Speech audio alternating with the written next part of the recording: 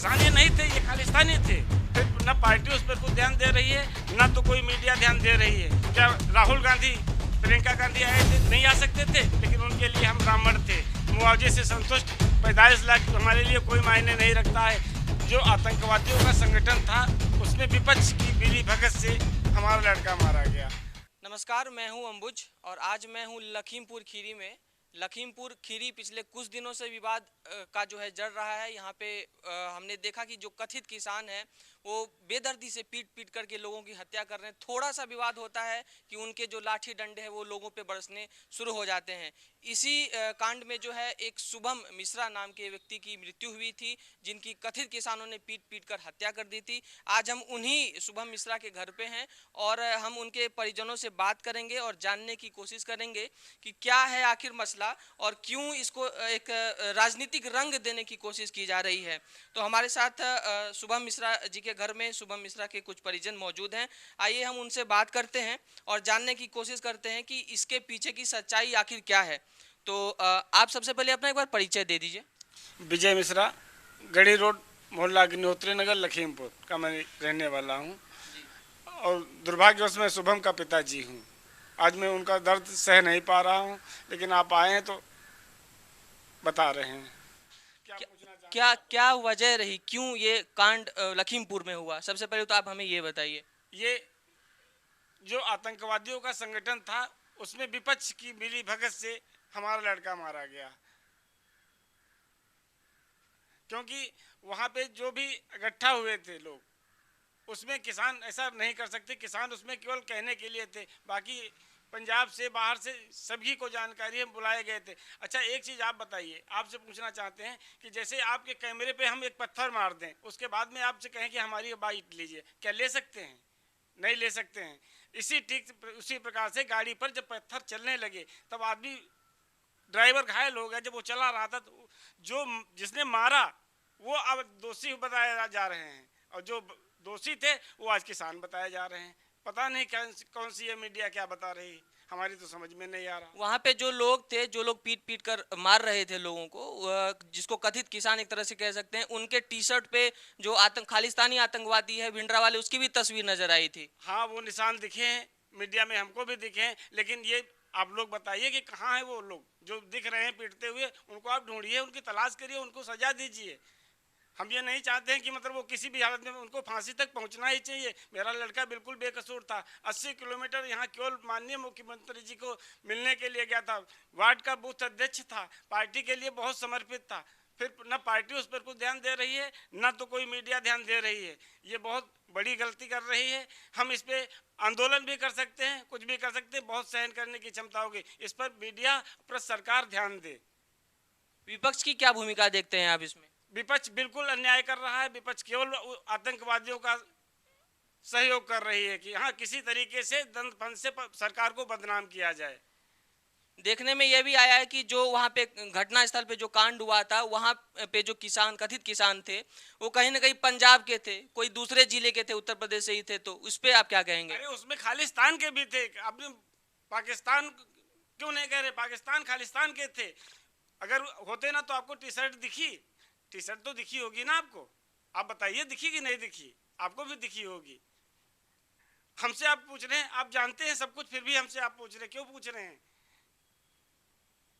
अच्छा, ये जो आरोप जो मेन स्ट्रीम मीडिया चैनल है और जो विपक्ष के तमाम नेता है, प्रियंका गांधी, राहुल गांधी, अखिलेश यादव से लेकर के सतीश मिश्रा बसपा वाले, सब कह रहे हैं कि पहले जो ये लोग हैं, भाजपा के लोग हैं, उन्होंने किसानों को गाड़ियों से रौंद दिया।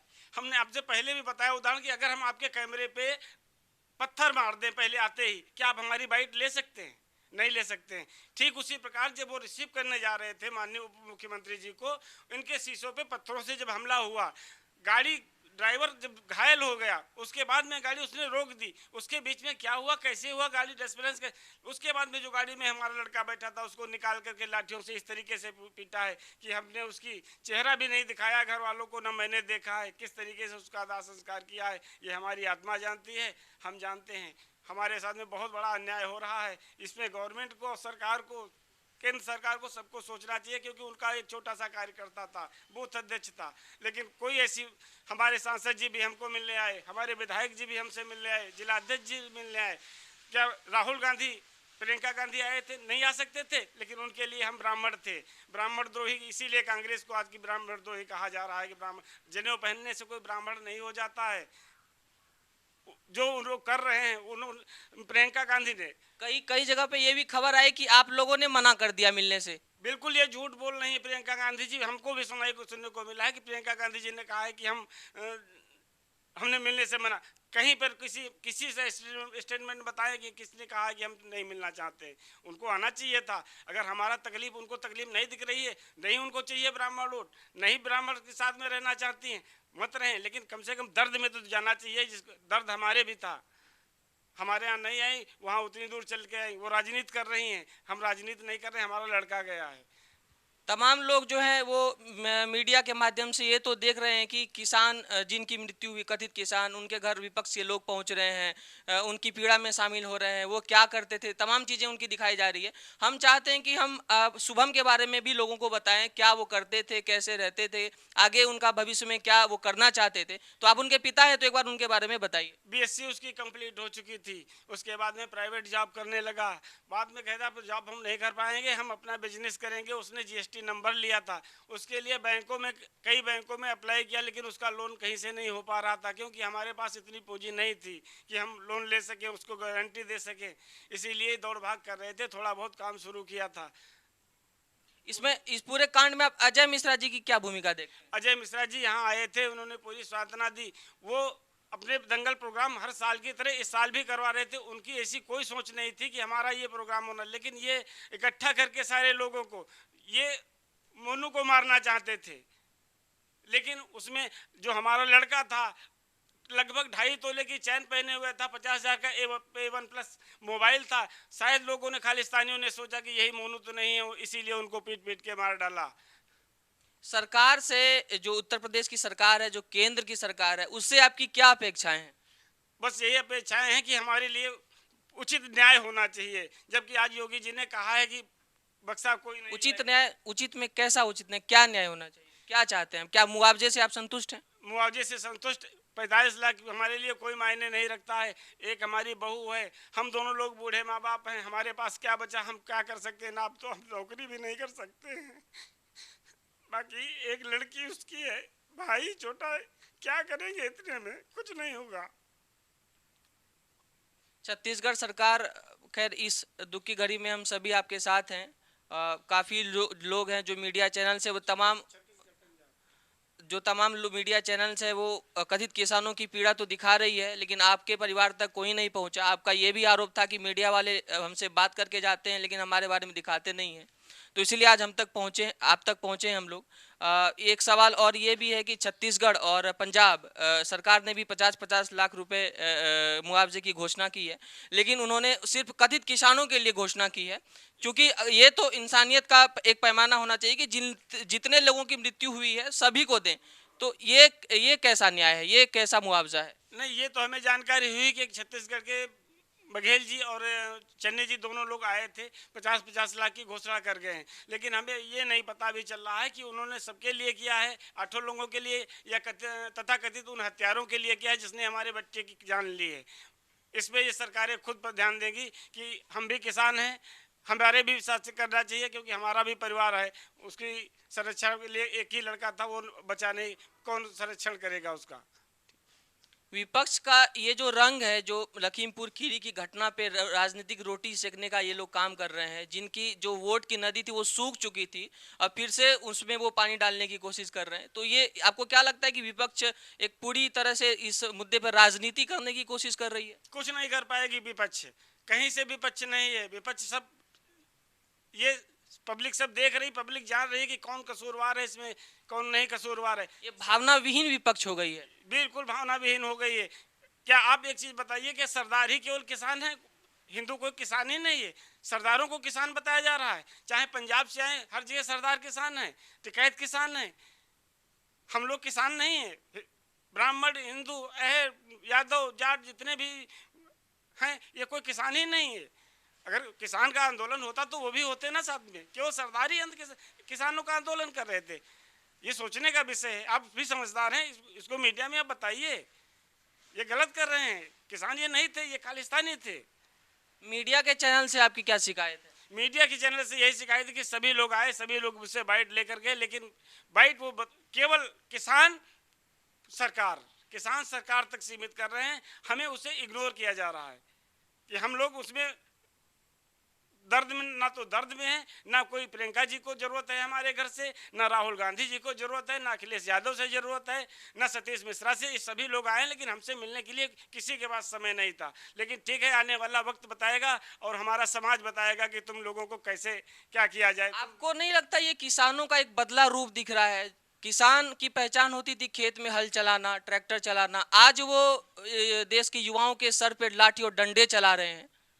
किसान हल ही चला रहे हैं, किसान वही कर रहे हैं, लेकिन ये जो पार्टी के द्वारा, तथाकथित पार्टियों के द्वारा जो इकट्ठा किए हुए हैं, पंजाब से, खालिस्तान से ये इकट्ठा किए, इनको खालिस्तान टिकैत बता रहे हैं कि ये आंदोलनकारी हैं। ये आंदोलनकारी नहीं है, ये हमारे जैसे बच्चों के हत्यारे हैं।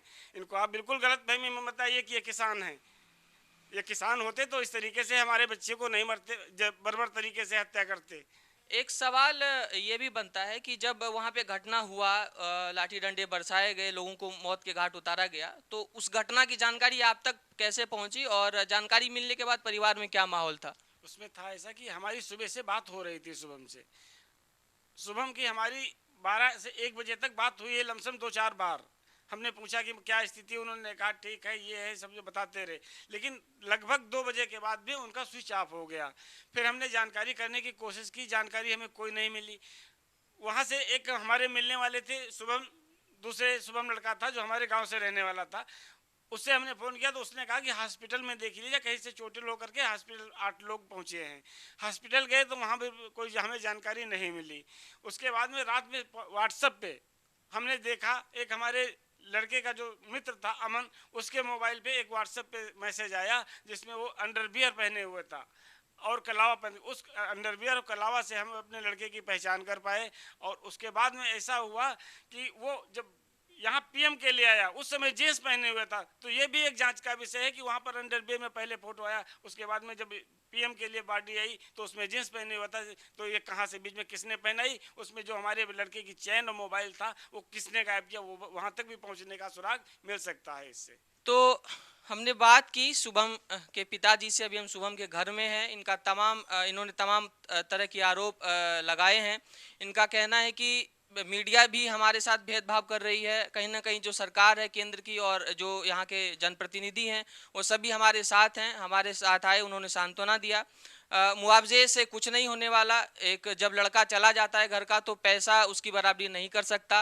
और इन्होंने यह भी आरोप लगाया कि जो लोग हैं जो वहाँ पे कथित किसान थे, सिर्फ पगड़ी पहने और सरदार ही किसान नहीं होते। मैं भी, इन्होंने कहा कि हम भी किसान परिवार से हैं, एक किसान होते थे जो हल चलाते थे और एक किसान है जो अभी लाठियाँ चला रहे हैं।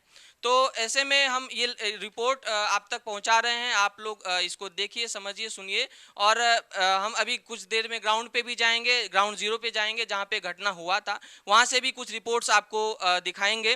तब तक हमारे साथ जुड़े रहिए, हमारे चैनल को सब्सक्राइब कीजिए, वीडियो को लाइक कीजिए, शेयर कीजिए। बहुत बहुत धन्यवाद।